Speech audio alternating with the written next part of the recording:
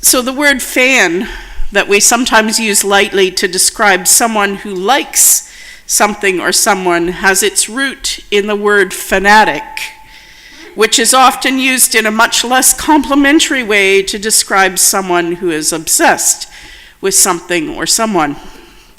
I'll leave it to you to decide which of those two descriptions describes someone who has read a particular 1,000-page novel at least once every year for the last 40 years, who has sat through the 3 films made from the novel a total of 57 times in the theater, not to mention uncounted times at home.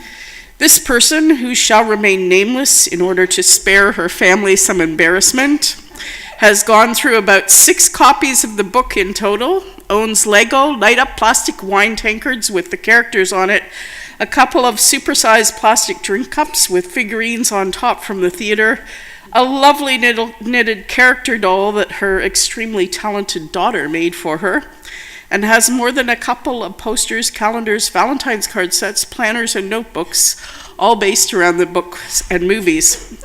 Oh, and a couple of pieces of jewelry that she may or may not be wearing at the moment. Somewhere in her house she has the one ring, but Sauron will never find it under all that junk, so we can hope. Okay, so fanatic it is. It takes all types to make a world, or so the saying goes.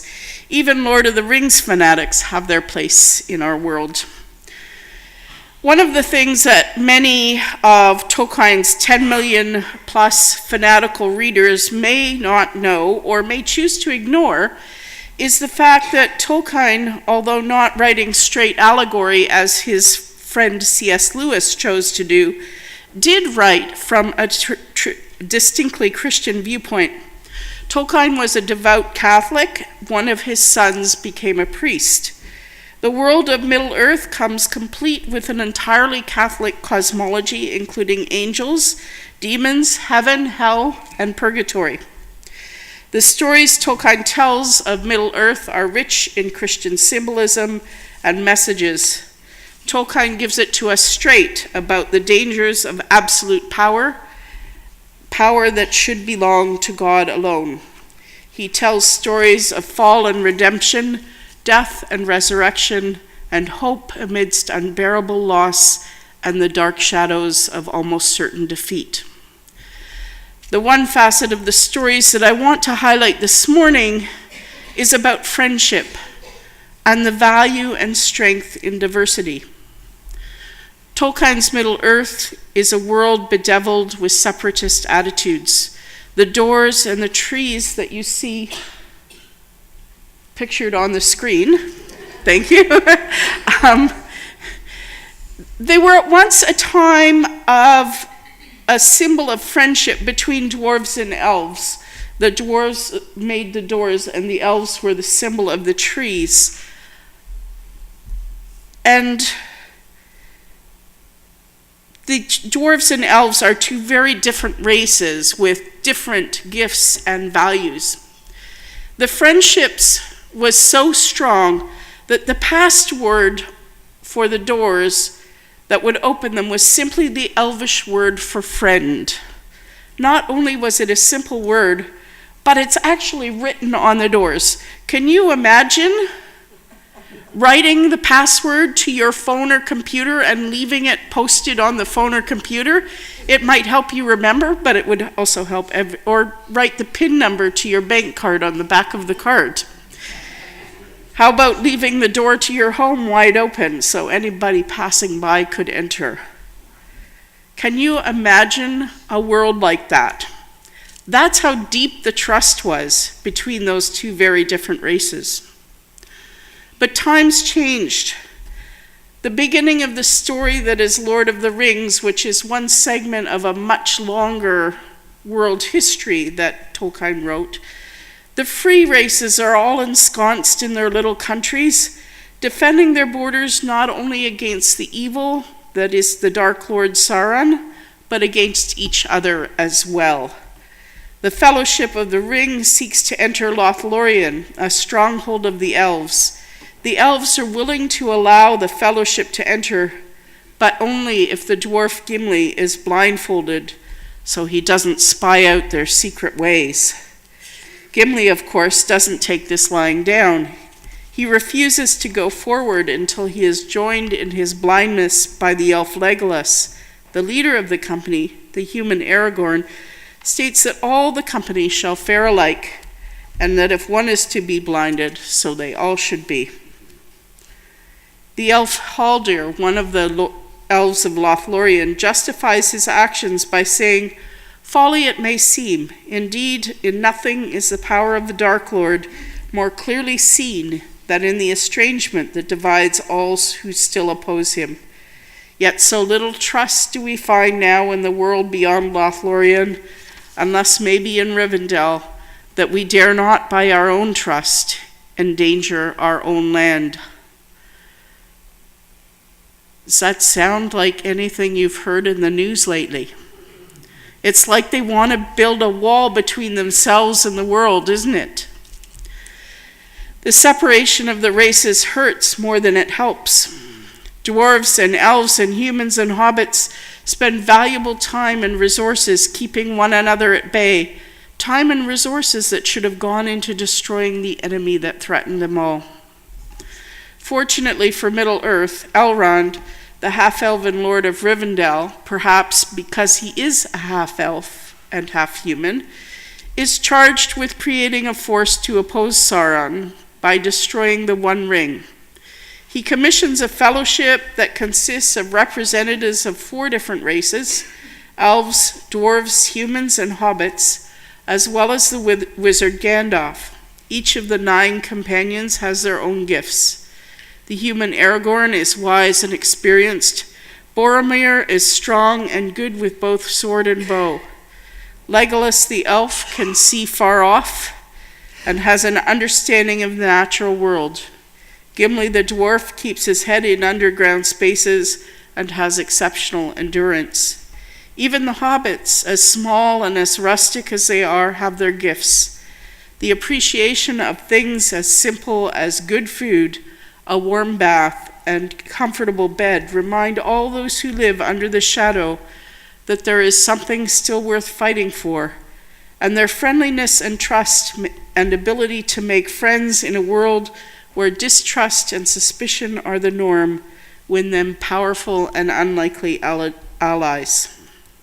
The diversity of the fellowship, seen by some as foolish or even dangerous, turns out to be their greatest strength and the key to overcoming the dark power of Sauron. And so it is in life and in the church. There are all too many examples in our world of what happens when fear destroys our ability to interact with others who differ from us. Walls, shootings, immigration bans, hate graffiti, riots. These are only the most visible effects of xenophobia. We pat ourselves on the back when we realize that these things rarely happen in our city or country or church. And yet there are more subtle signs that things are wrong in Canada as they were in Middle-earth. Look around you at who's here. Do we see many different kinds of people, or do we see a lot of people who look and probably think just like us? The Reverend Dr. Martin Luther King Jr. once said that the most racially segregated hour of Christian America was 11 o'clock on Sunday morning. Things haven't changed all that much in most churches. In some ways, they've gotten worse. It's not just race, but also political affiliation, age, sexual orientation, educational level, occupational status, and income. All of these you can tell sometimes by what church you go to. And churches that were once leaders of inclusion are now lagging behind society with regards to those whose physical, psychological, emotional, and intellectual abilities are different from the norm. This lack of diversity impoverishes us immensely. Paul tells us this morning that each of us has specific gifts. How are we to function as a church if some of those gifts are missing? Jesus tells us to love our neighbors as ourselves. How can we do that if we don't know anything about our neighbors beyond what the papers say? The early church, before the establishment of an establishment, seems to me to have been incredibly inclusive. Jesus ministers to Nicodemus, a leader amongst the Jewish elite, in the dead of night.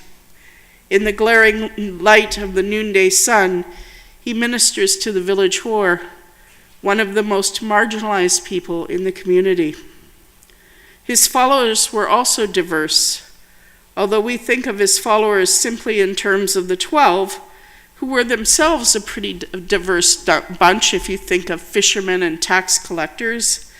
His regulars seem to have numbered about 120 people, including women of means who supported him, a well-to-do Jewish man who offered his own burial site after the crucifixion, and his own mother and brothers and sisters who may have thought he was crazy at times, but apparently followed him and loved him anyways. After the resurrection, in the early days of the church, the diversity continued.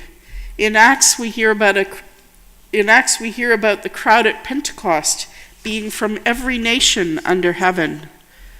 The individual baptisms that are mentioned in Acts highlight diversity, from the baptism of an Ethiopian eunuch, a black man who would have been excluded from full participation in temple rites for a number of reasons, to a magician who seemed to be more interested in the disciples' seemingly magical ability to heal than in the actual message of Jesus, to a Roman military commander, to a jailer, and all of his family.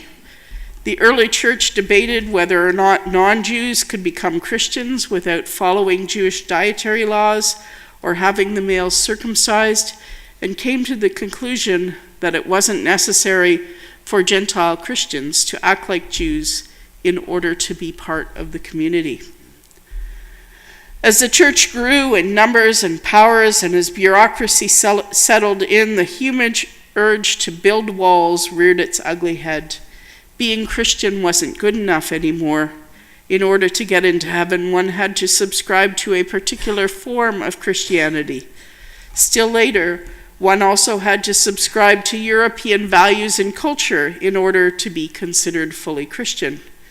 We lost trust in the world outside us, and the evil that stalks our world rejoices, knowing that as a divided people, our power and influence weakens.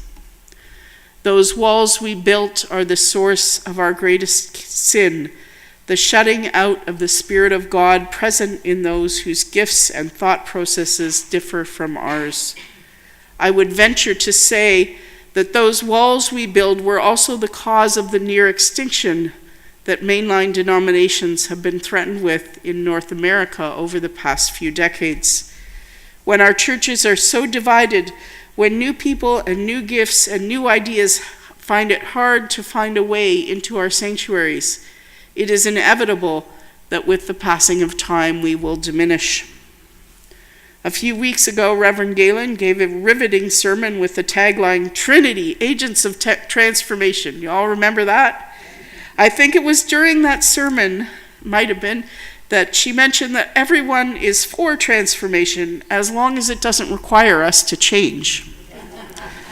I've been around Trinity now for 27 and a half years, and I can honestly say that I'm hopeful. Things really are changing, a little bit at a time, and I think they're changing for the better. Today we welcome 8 new adults into fellowship with us here at Trinity. 2 decades ago, most of our new members would have been either teens who grew up at Trinity and were being confirmed, or members of some other United Church who were transferring. Today, only 3 of our new members are transfers.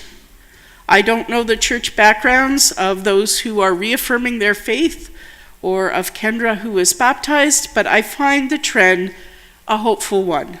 We're for the first time in a very long time receiving new members who may not share church backgrounds that are similar to ours, who may have a different understanding of the Bible or of faith or of culture or worship. Another change I've seen, especially over the past 2 or 3 years, is a change in our worship.